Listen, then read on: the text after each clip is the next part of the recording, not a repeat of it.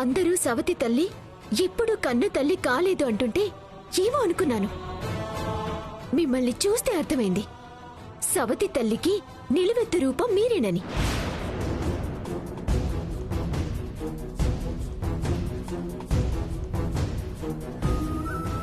మీ కొడుకు మనసు మీరు తెలుసుకోలేరా? శ్రీవారు ఎంతో ప్రేమతో మిమ్మల్ని అమ్మ అని పిలిచారు. కానీ మీరు జీవితంలో శ్రీవారికి అమ్మ కాలేరు. వాళ్ళమ్మగారి స్థానానికి మీరు రాలేరు. మీరు ఎంతో ప్రేమకి దూరం అయ్యారని నేను భ్రమపడ్డాను. మీరు డబ్బుకి ప్రేమకి ముడిపెట్టడం తప్పు. మా శ్రీవారి మిమ్మల్ని అమ్మగా ఒప్పుకున్నా నేను మిమ్మల్ని అత్తయ్యగా ఒప్పుకోను.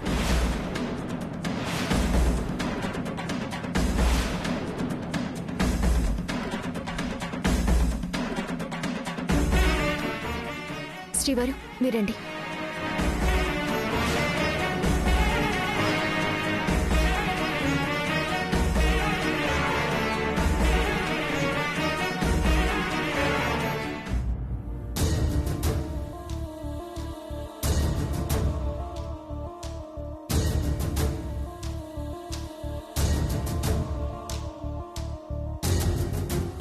నానమ్మా. కైలాష్, నేనే నిన్ను పిలుద్దాం అనుకున్నాను. ఈలోగా నువ్వే వచ్చావు. ఈరోజు నీకు రాధికకి శోభనం. ఎవరిని అడిగి నిర్ణయం తీసుకున్నావు? పంతులు గారిని పిలిచి ముహూర్తం బాగుందో లేదో తెలుసుకుని నిర్ణయం తీసుకున్నాను. ముహూర్తం చూడ్డానికి పంతులు గారు సరిపోతారు నానమ్మా. కానీ మనస్ఫూర్తిగా ఒప్పుకోవాల్సింది నేను, రాధిక. మమ్మల్ని ఒక్క మాట కూడా అడగకుండా నీపాటికి నువ్వు నిర్ణయం తీసుకోవడం నాకు నచ్చలేదు నానమ్మా. సరేరా, ఇప్పుడు అడుగుతున్నాను, నీకిష్టమేనా?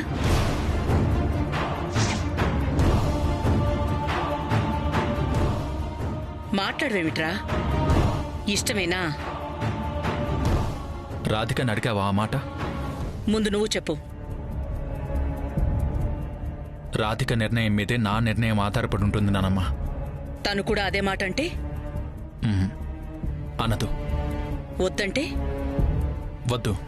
మరి తను ఒప్పుకుంటే? ఒప్పుకోదని బలమైన నమ్మకంతో ఉన్నట్టున్నావు నువ్వు. అవును. ఏ ఏ అంటే ఫిజికల్ రిలేషన్కి తను ఇంకా రెడీగా లేదు నానమ్మా. అదే ఎందుకు అని అడుగుతున్నాను. ఎందుకంటే తనకి టైం పడుతుంది. ఎంతకాలం? చెప్పలేను. నేను చెప్పగలనురా.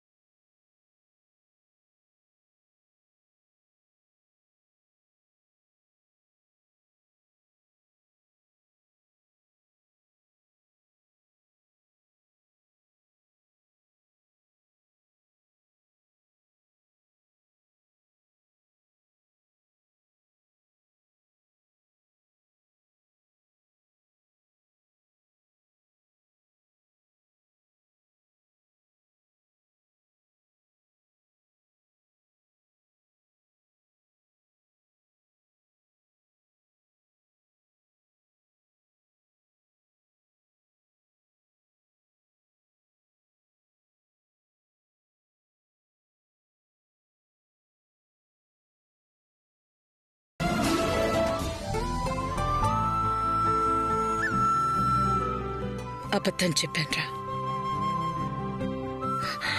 కానీ నా అబద్ధం వల్ల నీలో కలిగిన సంతోషం ఎంత నిజమో అదే రాధికలో రావాలి. అది చూసి రాధిక మనసు మారాలి. అదే నా ప్రయత్నం.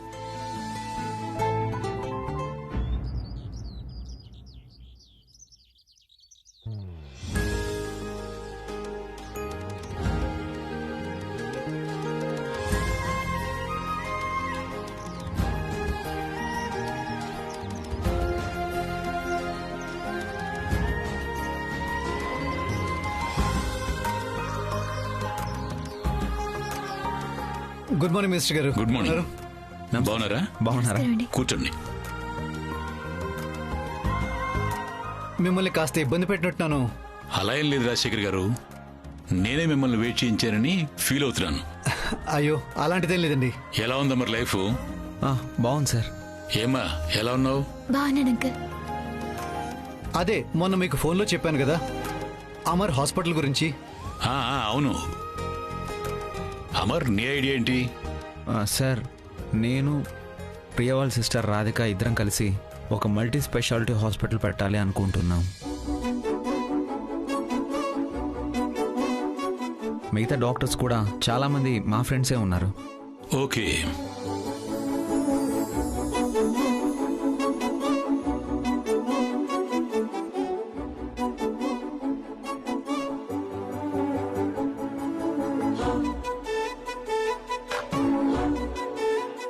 వెరీ గుడ్, మంచి ఐడియా అమర్.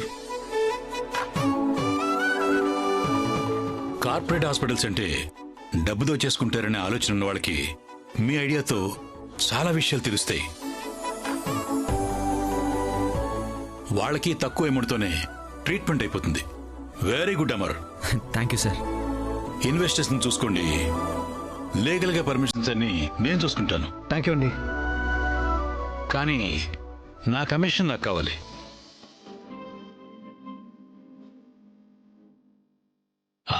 కంగారు పడకండి. కమిషన్ అంటే లంచం కాదు. నేను ఎప్పుడైనా మీ హాస్పిటల్కి వస్తే కాస్త డిస్కౌంట్ ఇవ్వండి చాలు.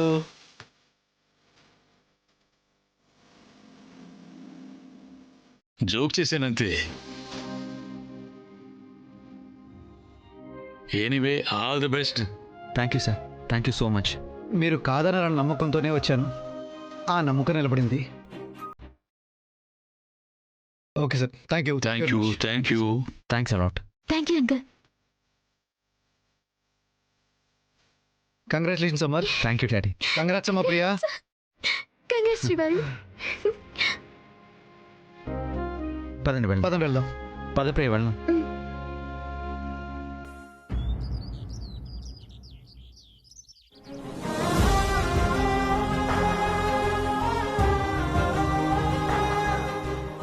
ఈ రోజు మీరిద్దరూ ఎట్టి పరిస్థితుల్లోనూ ఒకటై తీరాలి. లేదంటే రేపే నా మనవడికి ఇంకో ముహూర్తం. Radhika, thank you Radhika, thank you so much. నిజానికి నిన్న నీ సంతోషాన్ని డిస్టర్బ్ చేశాను అన్న చిన్న గిల్టీ ఫీల్తో ఉన్నాను.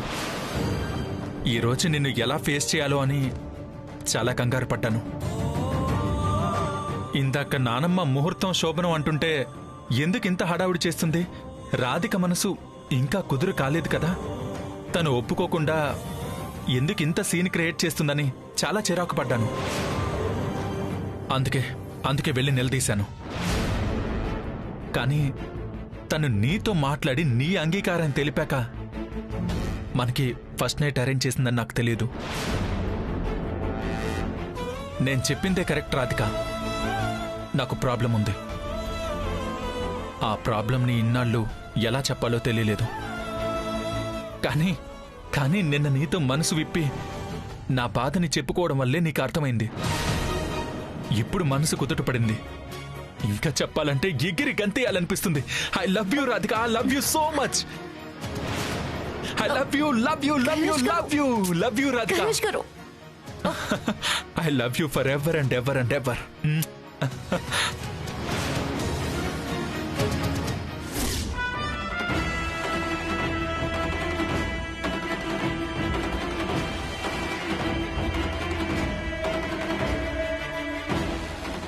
కైలాష్ అంటుంది నిజమేనా? రాధిక శోభనానికి ఒప్పుకోవడం ఏంటి? నాకు అది అర్థం కావట్లేదు అల్వేని.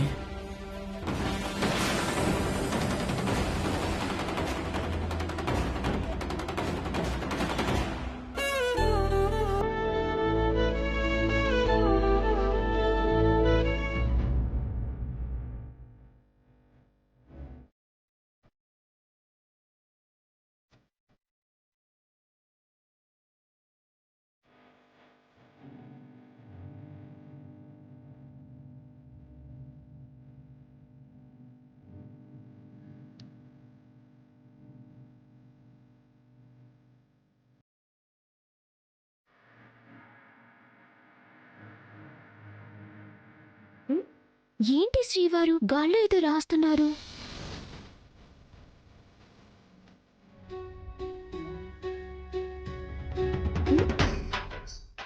అదేంటి, ఎవరితో మాట్లాడుతున్నారు?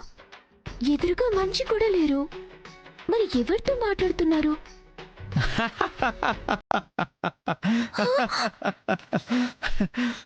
అయ్యో, తనలో తనే నవ్వుకుంటున్నారేంటి?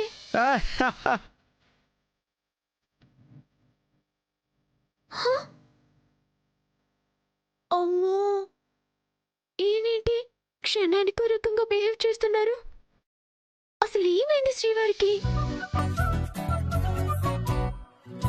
అమ్మో, ఎందుకైనా మంచిది బామ్మ సలహా తీసుకోవాలి.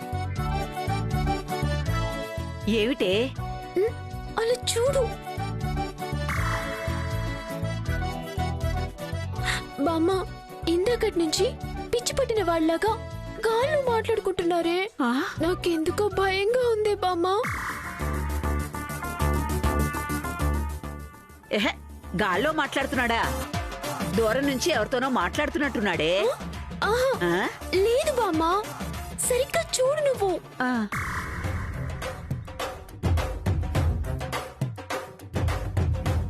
అవునే అవునే, గాల్లోనే మాట్లాడుతున్నాడు వాడు. అయ్యో, ఏమైంది వీడికి? బంగారు లాంటి పిల్లోడు ఇలా అయిపోయాడేమిటే?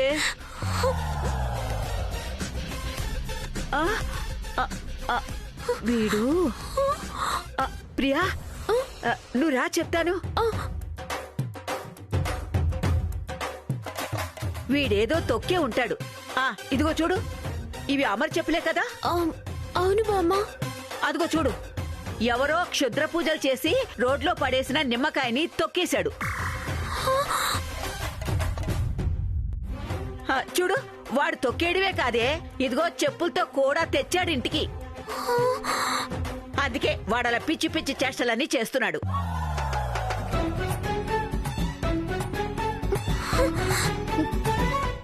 అమరికి గాలి సోకిందే.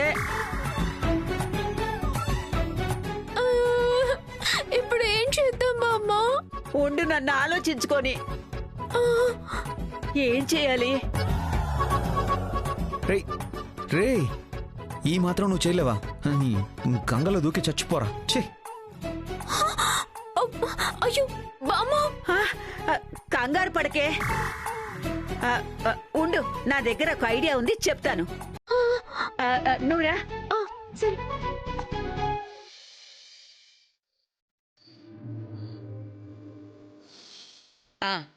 అన్నీ సిద్ధమైనట్టేనా? పూలు పళ్ళు అన్నీ? ఏంటా బిత్తర చూపులు? మీ పెళ్లిలో మేం చేసిన పనులే ఇవన్నీ. పెళ్లి ఆ పూలు పళ్ళు గదిలో పెట్టు. రే చలపాయ్, అక్కాయ్, నువ్వు స్వీట్స్ తెచ్చావా? తెచ్చాను. తెచ్చాను అని అలా దొంగ చూపులు చూస్తావే? మొదటి రాత్రి మీకు కాదురా, రాధికకి కైలాష్కి. వెళ్ళండి వెళ్ళండి, ఇవన్నీ తీసుకెళ్లి లోపల పెట్టండి.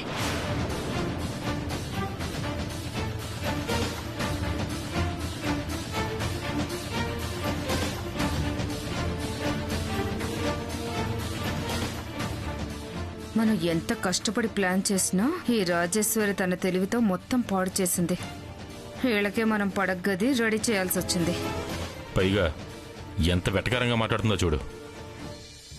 నాన్న కైలాష్, ఎంత చక్కగా ఉందిరా నీ మొహం.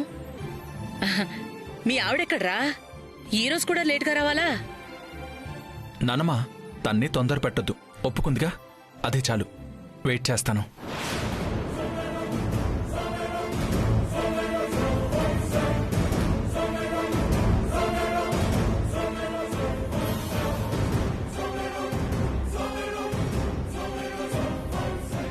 అదిగో వచ్చేస్తోంది.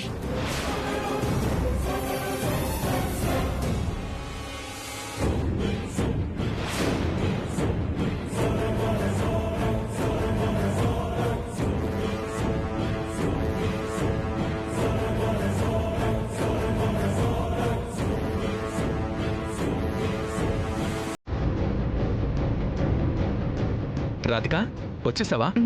బామ్మ నీకోసమే అడుగుతుంది.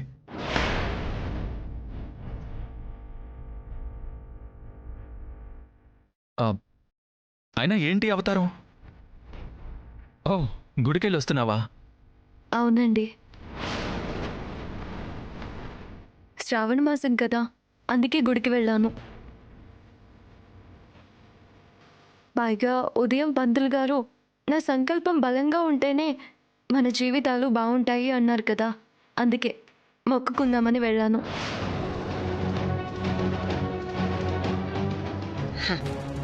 మొక్కావు కదా, ఇక వెళ్ళి ఫ్రెష్ అయ్యరా. ముహూర్తానికి సమయం అవుతోంది. అమ్మమ్మ, అది ఏంటి? అంటే ముహూర్తం ఈరోజు కుదిరింది, కానీ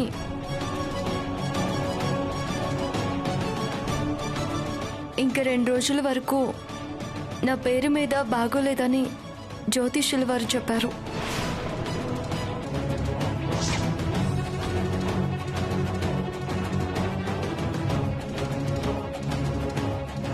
ఏమిటి పిచ్చి పిచ్చిగా ఉందా? ఉదయం పంతులు గారు చెప్పారు కదా అన్ని బాగున్నాయని, మళ్ళీ ఇదేంటి? ఆవేశపడకండి అమ్మమ్మ, నేను చెప్పేది కాస్త వినండి. ఉదయం వచ్చిన పంతులు గారు ముహూర్తం మాత్రమే చూశారు. పైగా ఆయనే నా విషయంలో డౌట్ కూడా పెట్టారు.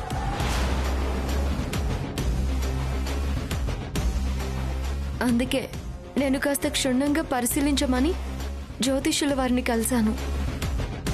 ఒక 11 రోజులు నేను దీక్ష చేస్తే అన్ని రకాల బలాలు ఉంటాయని, పైగా నా భర్తకి కూడా అన్ని విధాల ఆయుర ఆరోగ్యాలు చేకూరుతాయని చెప్పారు.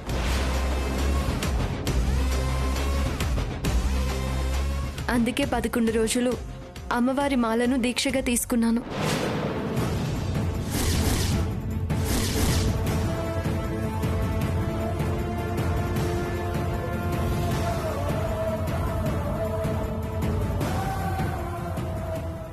సారీ కైలాష్,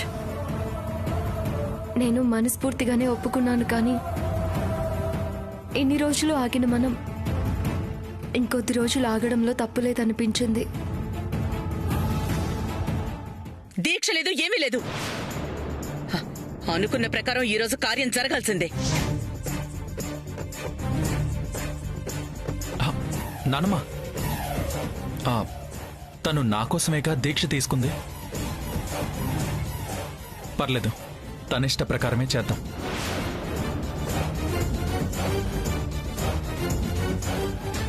తన కోసం నేను 11 రోజులేంటి, సంవత్సరం లేట్ అయినా వెయిట్ చేస్తాను.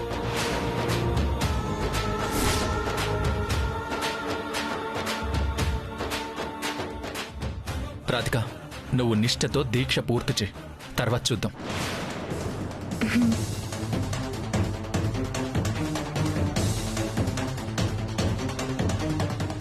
నానమ్మ,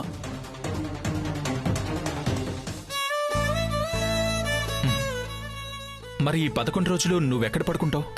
హాల్లోనే. ఈ దీక్షలో సాత్విక ఆహారం భుజిస్తూ కటిక నేల మీదే పడుకోవాలి.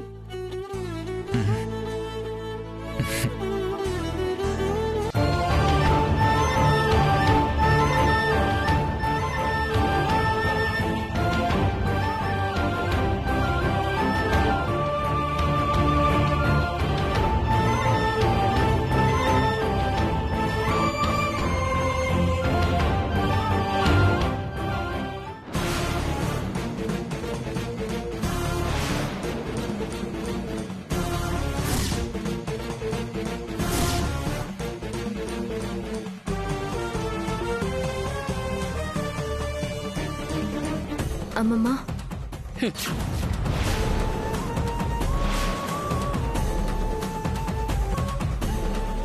ఎంత ధైర్యమే నీకు? నీ పంత నెగ్గించుకోవడం కోసం దైవాన్ని కూడా అడ్డు పెట్టుకోవడానికి వెనకాడలేదు అంటే ఛీ!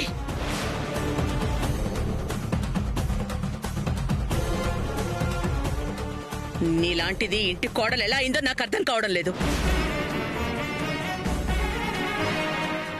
నేను ఒప్పుకున్నావు అని చెప్తే కైలాష్లో కలిగిన ఆనందం చూసైనా నీ మనసు మారుతుందనుకున్నాను. కానీ వాడు ఏ చలనం లేని ఒక రాతి మనిషిని ఆరాధిస్తున్నాడని నేను తెలుసుకోలేకపోయాను.